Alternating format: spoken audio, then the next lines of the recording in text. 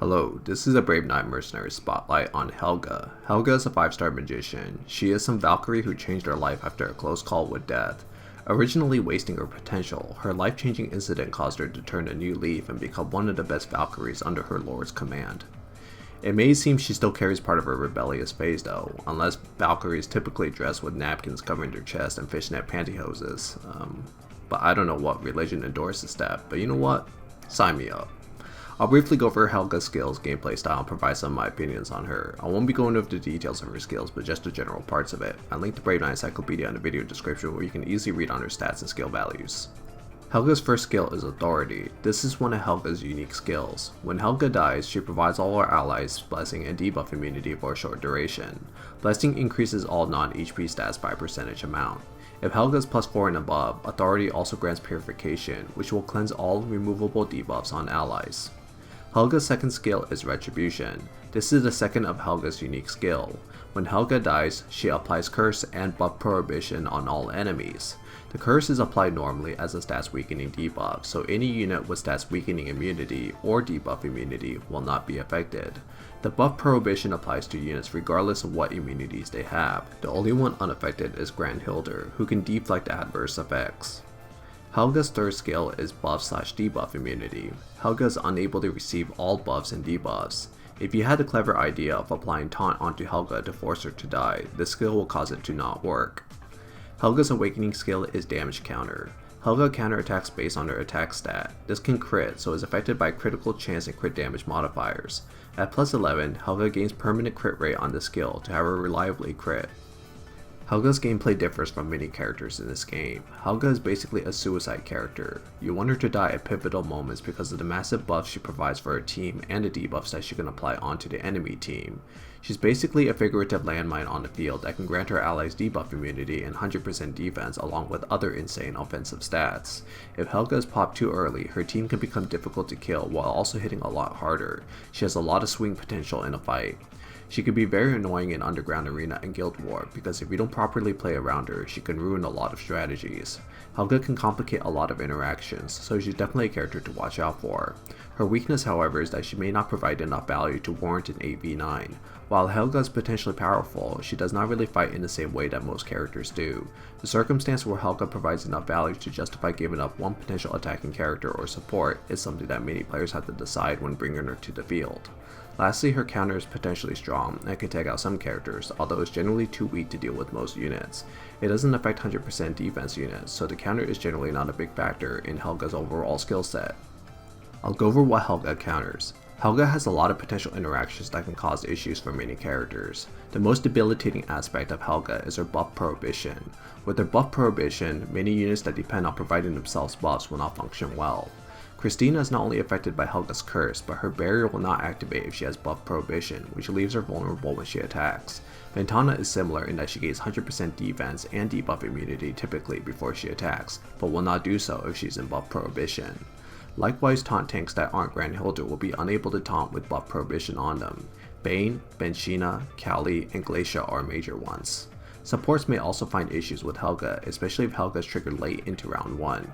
Helga can potentially disrupt the beginning of round 2, and supports may be unable to properly support their allies due to Buff Prohibition. Helga's 100% stat buff can also make a lot of situations harder. Christina, Angelica, Eleanor, and Frisia have issues killing units when they have 100% defense. Helga can also cause issues for Celia if Helga dies at the end of round 1. Celia's massive debuff won't work if Helga's debuff immunity is still on her allies. I'll go over some Helga counters now.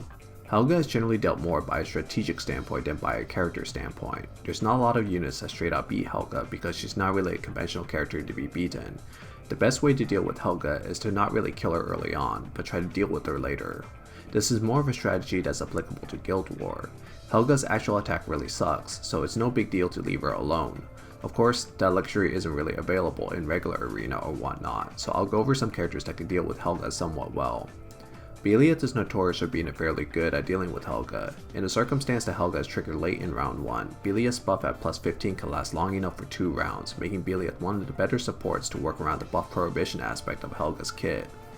Bane is an interesting counter because he deals so little damage with his attack that he actually does not kill Helga, assuming he isn't buffed.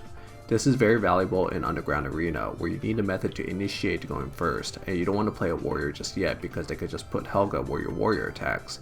You could start off with Bane instead. Nullifier characters like Yuri, Valze, and Keria are capable of removing Helga's Blessing buff, which is the buff that grants 100% to all stats. This buff is removable, so the aforementioned characters can proceed as if nothing has happened, although Keria still suffers with debuff immune units. Fixed damage units like Seto, Dalvi, and Eden can proceed fine and kill the units that they originally could kill without issues. Grandhilder also just gives no fucks in regards to Helga's debuffs. Lastly, having your Helga die first before theirs can have your Helga block their Helga's buff. It's kind of an interesting interaction. So some synergies with Helga. I mentioned in my Alec video that Helga can beat Alec when paired with Lucius, but because of the nerf to Helga's counter, she's very unlikely to kill him with the counter now. However, the Alec counter synergy still works. If Helga is placed in front of Lucius and Alec kills Helga, the Lucius will gain 100% defense and will not lose 2 lives. Watch my Alec video for a more detailed explanation on how this works. While being unable to kill Alec with this strategy is a bummer, wasting his turn is still immensely valuable. Helga synergizes well with most characters. Nearly every character appreciates the stat buffs that Helga provides. Helga synergizes well with tauntings that can draw aggro. Helga is usually put behind taunters like Gran or Glacia in hopes of the AoE killing Helga. Okay, so for my opinion. So to start this section off, I'll talk about the recent changes to Helga first.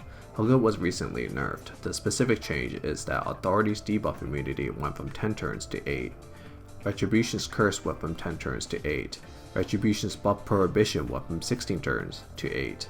And the counter went from attack times 200% additional damage to 150%. Overall, pretty big nerfs actually, but I felt most of it was justified. Helga had a lot of issues of being a very coin flip character in Arena, and she made Underground Arena pretty silly as well, since the player going second just places Helga where the player going first would attack, and the first player will be in a really shitty situation. Making sure Helga's effect doesn't bleed into the second round if she's procced early in the first round is a good change, so I agree with most of her nerfs. Her counter nerf is kinda dumb in my opinion. It only really benefits Alec since he was the only one dying to Helga, and having that gone sucks since Alec is pretty damn strong right now. So changes aside, I think Helga is still very good. She enables strategies and counter strategies that not many characters are capable of doing. Her presence is huge despite being a throwaway character. Helga has to be played with the intention of getting the most of her buffs and fucking over the enemy team. If you play her in a spot which is unlikely to activate, or she activates when your allies are dead, then she almost provides no value. Helga kind of forces your team to play an 8v9, so you have to make the decision whether or not Helga's value is worth giving up a conventional character for. She's a great tool to have, even post-nerfs. I think she's in a far healthier state actually. She's still good, but she's much more tolerable in Arena and Underground Arena. Helga is also a fantastic character to have in your roster due to the efficiency she provides in PvE, especially in terms of optimizing your Rune Temple runs and Event Dungeon runs. Most quick runs in Rune Temple or Event Dungeons involve Helga because of her ability to provide insane buffs and take out her attacker with her counter. Supports have to use one turn to provide their buffs, but Helga could do it just by dying to an enemy. She can give you very optimized runs, which makes for efficient repeat battle cycles. If investing in Helga, you ideally want her at plus 10, since that's when she provides 100% stats to her allies. Anything beyond that isn't necessary, but the improvement to her buff prohibition and debuff immunity at plus 12 and 15 could be valuable. However, it's only an extension of 2 turns, so it's hard to see if that actually really comes in clutch or not. Overall, Helga is still pretty decent. I think she's a solid character for the most part, but requires a lot more decision making to deploy now. She's far from a must-have, so if you're unsure if you want to build her, I'd say you don't need to. Only build her if you're somewhat high rank and you need to deal with certain units. You can also build her if you're like Underboob and Fishnets. I think that's a very valid reason to build her. Anyways, thanks for watching my Helga Mercenary Spotlight. I'll try to cover the new unit soon.